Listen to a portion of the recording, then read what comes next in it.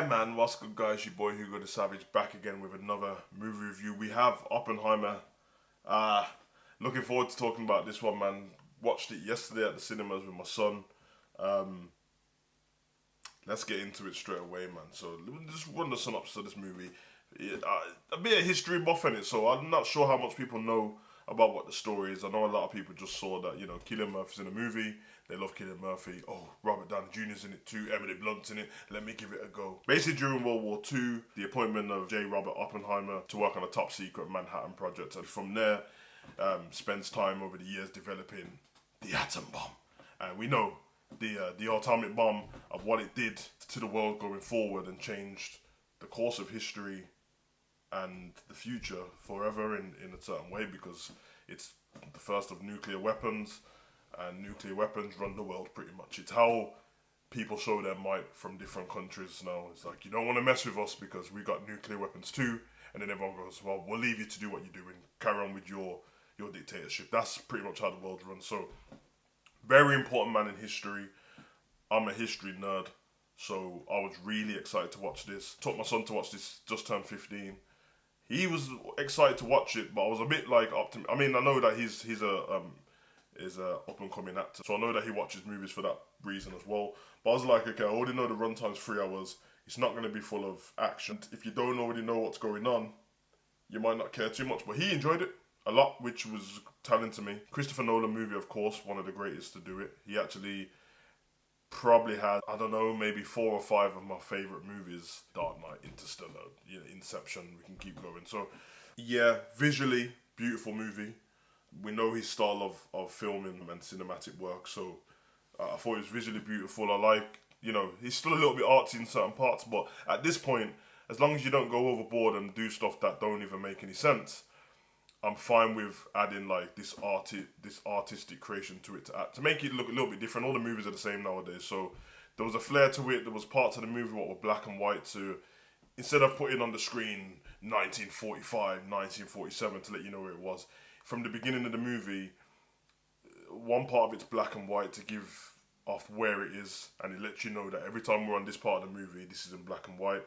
And then one part's in colour when it's like to let you know where this is, and then the next part is still in colour, but clearly Oppenheimer's older, so you know what part of the movie is. So it gives you 3 clear different segments of what's going on. The hearing committee of what finally happens with Oppenheimer and the whole, not full on, not a court case, but a hearing, Senate hearing against him. The beginning of his career and his life, where he's coming up with the plan for making this nuclear weapon, and then you get the middle part as well. So, really good movie. I love the characters in this. I thought all the actors were very, very good. I'd say good to great, and no doubt that because of the kind of movie it is, I expect awards to be given out for this. If anyone knows what the Oppenheimer's actually like, the real man, if you're watching the interviews on him or seeing on it, he did really well, Cillian Murphy, in this, and he's one of my favourite actors anyway. But I didn't go into this with any bias. If it was trash, I would say it. Obviously, Robert Downey Jr. was in this as he played Louis Strauss, which he was a piece of shit in this movie, I have to say.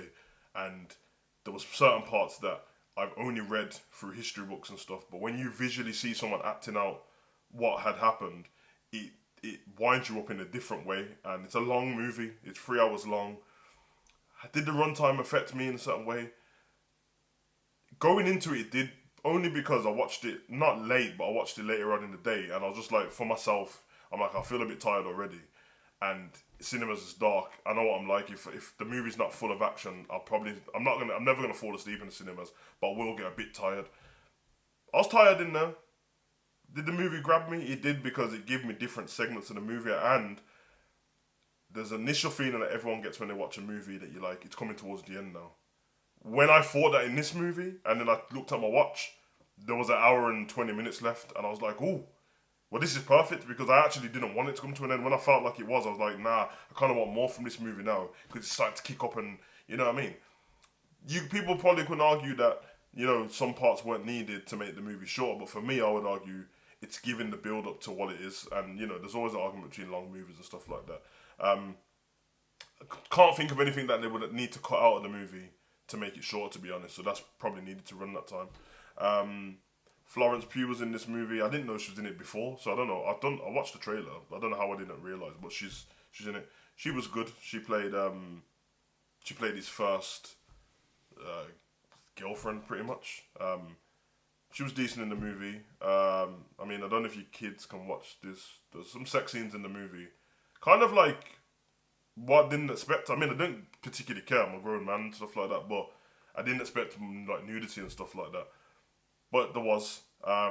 Emily Blunt was in this. She plays Kitty Oppenheimer. She was great in the movie. I would say that, like, in terms of outstanding acting roles in this, obviously Cillian Murphy, but she was top notch in this. And she started off kind of slow in the movie and then peaked at a certain point. I was like, okay, she's in her acting bag now, which was nice to see. And as I just said, Robert Downey Jr. was great in this, man. And it's hard for me because I'm such a Marvel fan. And, man, I've cried at watching Tony Stark die and stuff like that. So when I hear his voice, automatically, I think of Tony Stark. I can't think of anything else. Or I think of, you never go full retard. And that's all I have in my head. But this guy's a great actor, man. Like, you forget, you know how great he is in Marvel films, but they never get the recognition they do in award shows and stuff like that. So you just kind of go, okay, these are superhero actors kind of thing, which is kind of rude what people look at them. But that's what it is. But then I think of all the great movies I've seen him in, The Judge and stuff like that. I'm like, no, this geezer's a top-notch actor. And I will say one thing. My son got this while I was watching it as well. The list of actors in this movie that I didn't know were in it.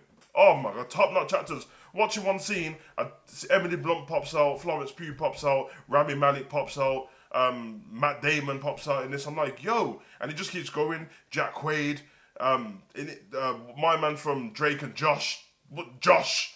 Yeah, man, Josh Hartnett's in it. He just kept going. The weird one from Suicide Squad's in it. Gary, yeah, man, he went, man. Listen, I enjoyed it.